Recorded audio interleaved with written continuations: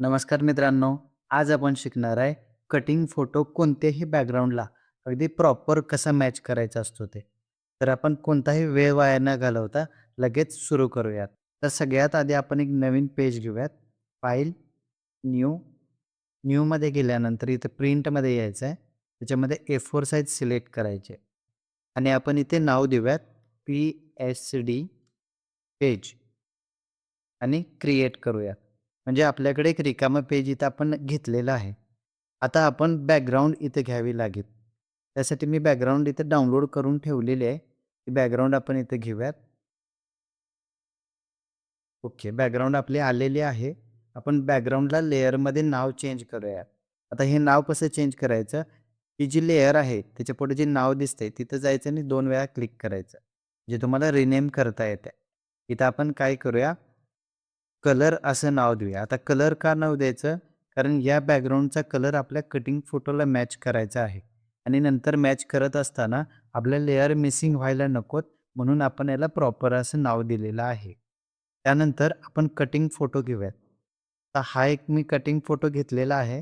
हा मी पिक्सेलवरून घेतलेला आहे. बॅकग्राऊंड आणि इमेज दोन्ही पिक्सेलवरून घेतलेले आहेत. तुम्ही प्रॅक्टिस करण्यासाठी पिक्सेल वेबसाईटवरून घेऊ शकता. आता हा कटिंग फोटो जो आहे याला आपण नाव देऊयात मॉडेल.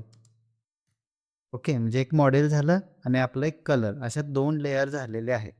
आता सगळ्यात आधी काय करायचंय, आपण थोडंसं बॅकग्राऊंड ऑफ करूया इथून आणि मॉडेलची हाईट सेट करूया. म्हणजे आपल्याला किती मोठं मॉडेल इथं सेट करायचं आहे, हे आधी आपण करून घेऊयात. आता जसं की मला मॉडेल इतकं दाखवायचं आहे.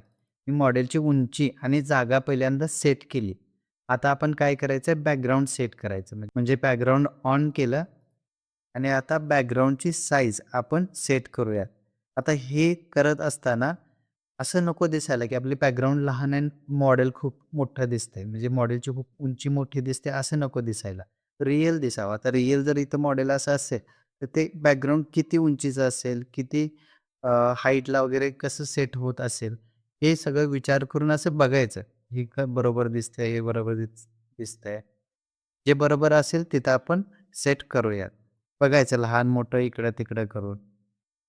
तिथं आता हे मला जरा ठीक वाटतंय. इथं आपण करूया. आता इथं काहीतरी एक माणूस आहे तो आपल्याला घालवायला लागेल. त्यासाठी मी ही जी कलरची लेयर आहे त्याच्यावरती राईट क्लिक केलं आणि रेस्टराइज लेयर करून घेतलं. ओके. त्यानंतर आपण एक टूल यूज करणार आहे ज्याचं नाव आहे स्पॉट हेलिंग ब्रश टूल. याच्या मदतीनं हा जो माणूस आहे तो आपण रिमूव्ह करून घेऊया.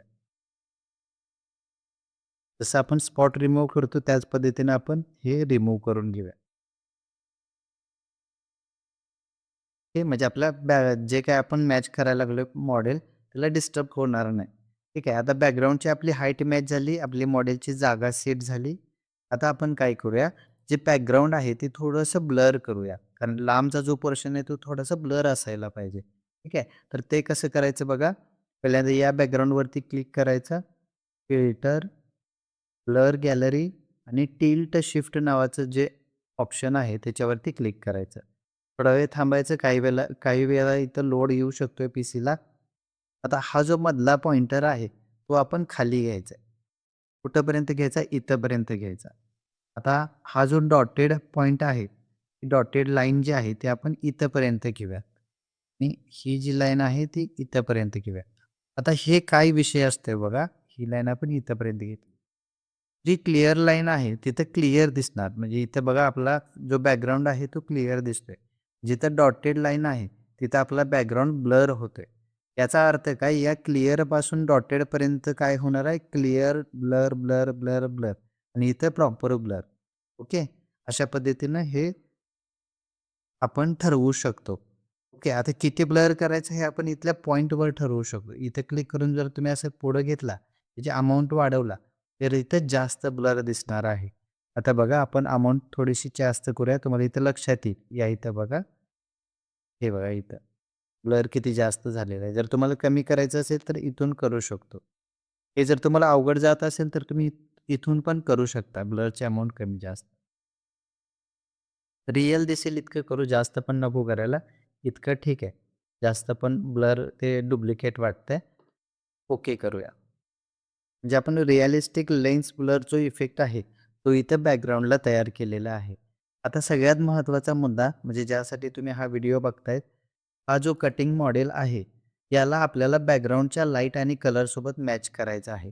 त्यासाठी कटिंग लेयरवरती क्लिक करा. ऑब्जेक्टमध्ये असेल तर त्याला राईट क्लिक करून रेस्टराइज लेयरमध्ये कन्व्हर्ट करून घ्या. त्यानंतर इमेजमध्ये जायचं आहे, ॲडजस्टमेंटमध्ये जायचं आहे आणि इथे मॅच कलर म्हणून एक ऑप्शन दिलेला आहे, त्याच्यावरती क्लिक करायचं आहे. आता इथं क्लिक केल्यानंतर खूप महत्त्वाची गोष्ट आहे, ती म्हणजे इथं सोर्स म्हणून एक ऑप्शन दिलेला आहे.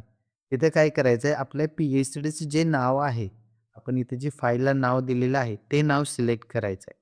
ते क्लिक करूया. आपल्या फाईलचं नाव आहे पी-एच-डी पेज. ते आपण सिलेक्ट केलं. आता त्यानंतर ऑप्शन आहे लेयर. ठीक आहे. म्हणजे कोणत्या लेयरसोबत आपल्याला कलर मॅच करायचा आहे, ती लेयर आपल्याला इथे सिलेक्ट करावी लागेल. त्यासाठी याच्यावरती क्लिक केलं आणि मी मगाशी तुम्हाला सांगितलं आपण कलर नाव द्यायचं आहे. ते इथं आपण कलर जे नाव दिलेलं आहे, ते आता आपल्याला इथं सोपं जाते. कारण आपल्याला कलर सिलेक्ट केलं, की आपला जो कलर आहे तो बॅकग्राऊंडसोबत मॅच होणार आहे. म्हणजेच काय लेयर ऑप्शनवरती क्लिक करा आणि इथं कलर ऑप्शन सिलेक्ट करा. आता बघा आपली जी बॅकग्राऊंड आहे, बॅकग्राऊंडचा लाईट आणि कलर आहे तो आपल्या मॉडेलसोबत मॅच झालेला आहे. मात्र तो खूप जास्त झालेला आहे. तो आपण इथून कमी जास्त करू शकतो. आता हे जे आहे, हे आपलं ओरिजिनल मॉडेल आहे. त्याच्यामध्ये किती पर्सेंटेज तुम्हाला तो कलर मॅच करायचा आहे, ते आपण इथून ठरवू शकतो. आता जसं की आपण इथपर्यंत ठीक वाटतं. हे पेड ऑप्शन जो आहे तो कमी जास्त करून बघा. जिथे तुम्हाला परफेक्ट वाटते तिथपर्यंत तुम्ही ठेवू शकता. तिथे प्रिव्ह्यू तुम्ही बघू शकता. आधी असं होतं, आता असं झालं. आधी आणि आता बिफोर आफ्टर बघून तुम्ही ठरवू शकता, की ते किती पर्सेंटेज मॅच झालेलं आहे. ठीक आहे. आता यानंतर अजून एक गोष्ट आहे ती म्हणजे कीबोर्डवरून control shift alt E press करायचं आहे. म्हणजे काय होणार आहे, दोन्ही लेयरची एक फायनल लेयर तुम्हाला वरती मिळणार आहे. त्यानंतर फिल्टर, कॅमेरा रॉ फिल्टर. आता हे आपण का करतोय? यामुळे काय होणार आहे, आपलं मॉडेलचा लाईट आणि बॅकग्राऊंडचा लाईट थोडासा कव्हर अप होणार आहे. इथे ऑटोवरती क्लिक करायचं आहे. त्यानंतर तुम्ही थोडेसे ऑप्शन इकडे-तिकडे करून सेट करू शकता. जसं की टेम्परेचर असेल आणि बाकीच्या गोष्टी तुम्ही इथून व्यवस्थित सेट करून आपला जो कलर मॅच करणार आहे, ते प्रॉपर कसं दिसेल याचं सेटिंग सेट करू शकता. इथे बघा आपण बिफोर आफ्टर मी तुम्हाला दाखवेनच काय फरक पडतोय ते. अशा पद्धतीने म्हणजे जे काय तुम्हाला इथं सेटिंग कमी जास्त केल्यानंतर जिथं परफेक्ट वाटतंय, तिथं तुम्ही ठेवू शकता. आता हे मला ठीक वाटतंय. Before, after, before, after. इथं ओके केलं. ओके. तर इथे बघा परफेक्ट आपलं मॉडेल आणि बॅकग्राऊंड हे मॅच झालेलं आहे.